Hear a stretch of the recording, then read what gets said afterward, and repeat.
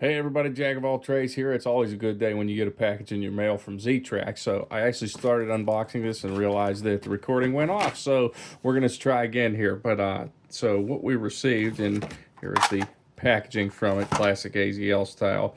We have the Erie Lackawanna F7A and B unit.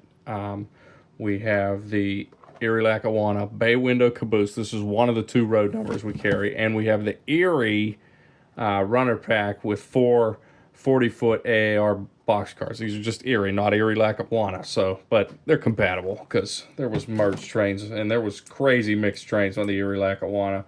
So we are practicing this on the little Christmas layout. I figure we would give it a run on there to start it off before we start adding some other cars to it. The Erie Lackawanna is one of them things that this is, it was obviously it was in Pennsylvania. It was a merger between the Erie Railroad and the Delaware Lackawanna and Hudson.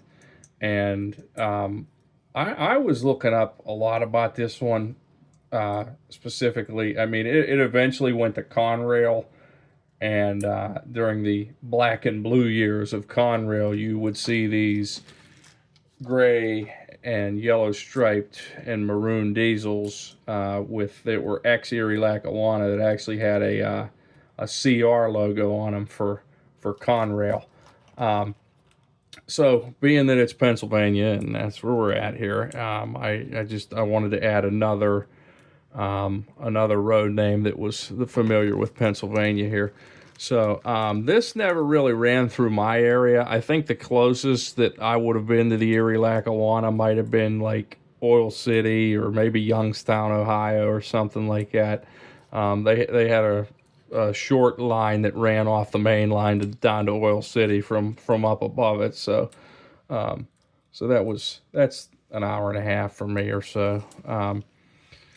But yeah, so this isn't all the Erie Lackawanna stuff we have. We do have three more road numbers of Erie box cars, which I'll be picking up, and another road number of, like I said, the bay window cabooses, which we have been on a release of these bay window cabooses. So just look at that. I mean, look how nice it looks.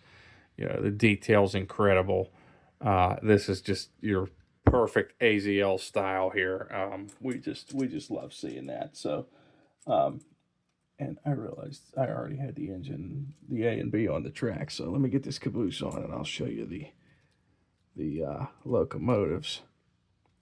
So I know I said this in the recording that didn't work, but you may have seen my video. I don't know if I said in this one. You may have seen my video on the Santa Fe A and B unit that I had ordered for one of my customers locally, and I did a test video on that. So it's you're getting the same thing pretty much, minor differences plus the color schemes and the road numbers and the names and road names and everything. But these B units are powered. They're not just dummy diesels. I have one in HO for a Santa Fe that's actually a dummy unit. Looks good, but it doesn't really do anything. So we're going to get these on there and we'll fire it up, let it run around a little Christmas layout. You can see I haven't made much more progress on this. The next step will be to tape over the track, give it another coat of spray paint, add the trees, add the flake snow, and we'll be good to go. So, watch that wire there, watch that wire. Oh, and yeah, of course that had to happen on video and make me look bad. This is take 2 of this. Just out of the box, and I'm already screwing it up. So while I'm fixing my mistake here, one thing about the Erie Lackawanna, and I've never done this with any other railroad that I've looked up history on, just to see what kind of cars they pulled. And there was such a mix of these. I mean, they were pulling cars from all over the country. I mean, they had Penn Central, obviously, and I'm sure they had Pennsylvania and New York Central cars, since the Penn Central was newly merged when it collapsed, and they were still using all the old road names. They had Santa Fe, they had Sioux Line. There's definitely some other ones they had, but they had a lot. So I'd like to actually get a lot more for this and do a bigger mixed freight. AZL is in the process of releasing the new the U-boats, as they called them, those diesels. And Erie Lackawanna ran some of them, so I'm thinking there's going to be at least 2 of them in Erie Lackawanna road numbers. But that won't be until next year, so keep an eye out for that. But I'll probably be picking up both of those to run a big mixed freight, especially once I get this new layout built, which is going to be a 2x6 Z scale layout. I just want to be able to run longer trains. I mean, now that we're gaining more rolling stock and more locomotives, the micro layouts are great. You guys know how much I love those, but I really want to be able to just, you know, let these trains stretch their wings and stretch their legs and stretch their wheels is probably better,